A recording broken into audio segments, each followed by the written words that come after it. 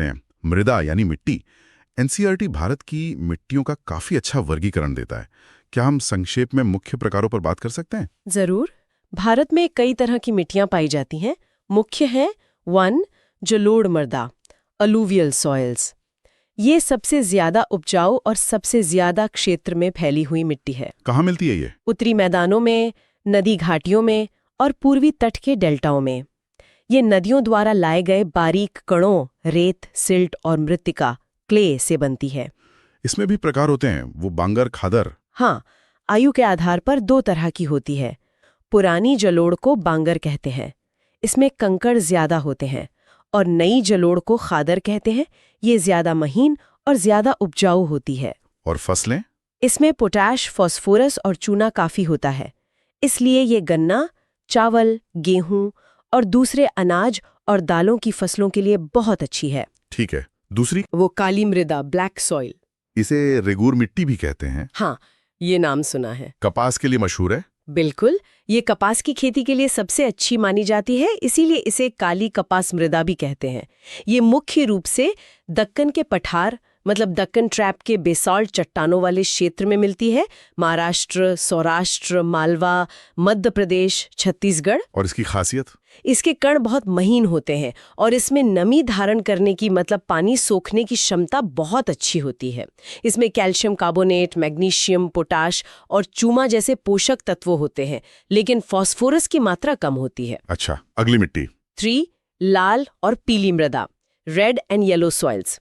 ये दक्कन पठार के पूर्वी और दक्षिणी हिस्सों में, जहां कम बारिश होती है, वहां रवेदार आग्नेय चट्टानों पर विकसित होती है। ओडिशा, छत्तीसगढ़, मध्य गंगा के मैदान के दक्षिणी छोर पर और पश्चिमी घाट की पहाड़ियों पर भी मिलती है। इसका रंग लाल क्यों होता है? इसमें लोहे के कण होते हैं, क्रिस्टलीय और रूपांतरित चट्टानों में।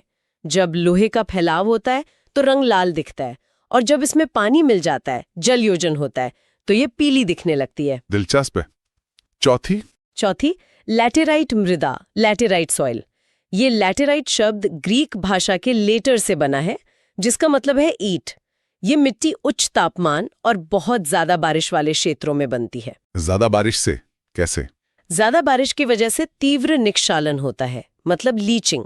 मिट्टी के पोषक तत्व पानी के साथ बहकर नीचे चले जाते हैं, इसलिए ये मिट्टी ज्यादा उपजाऊ नहीं होती, अम्लीय होती है, pH 6.0 से कम। तो इसमें कुछ उगता नहीं? पोषक तत्वों की कमी होती है, ह्यूमस भी कम होता है, लेकिन अगर सही तरीके से खाद और उर्वरक डालें और संरक्षण तकनीक अपनाएं, तो कर्नाटक, केरल, तमिलनाडु में इस पर चाय, कॉफी और काजू उगाए जाते हैं।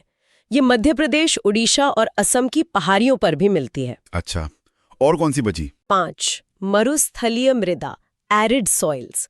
जैसा नाम से ही जाहिर है, ये रेगिस्तानी इलाकों में मिलती है, खासकर पश्चिमी राजस्थान में। इसका रंग लाल या भूरा होता है। ये रेतीली और लवणीय होती है। इसमें खेती हो सकती है? इसमें ह्यूमस और नमी की बहुत कमी होती है। नीचे की परतों में चूने या कंकड़ की मात्रा बढ़ती जाती है, जो पानी को नीचे जाने से रोकती है। लेकिन अगर सही तरीके से सिंचाई की जाए तो इसे खेती लायक बनाया जा सकता है। और आखिरी? 6. वन मृदा, फॉरेस्ट सॉइल्स। ये आमतौर पर पहाड़ी और पर्वतीय क्षेत्रों में मिलती हैं, जहां काफी जंगल होते हैं। इन मिट्टियों का गठन वहां के पर्यावरण के हिसाब से बदलता रहता है। नदी घाटियों में ये दोमट और सिल्टदार होती हैं, जबकि ऊपरी ढलानों पर मोटे कणों वाली। हिमालय के बर्फीले क्षेत्रों में इनका अपर्दन ज्यादा होता है और ये अम्लीय और ह्यूमस रहित होती हैं। बहुत बढ़िया। ये संक्षिप्त विवरण निश्चित रूप से यूपीएससी उम्मीदवारों को मुख्य अंतर समझने में मदद करेगा।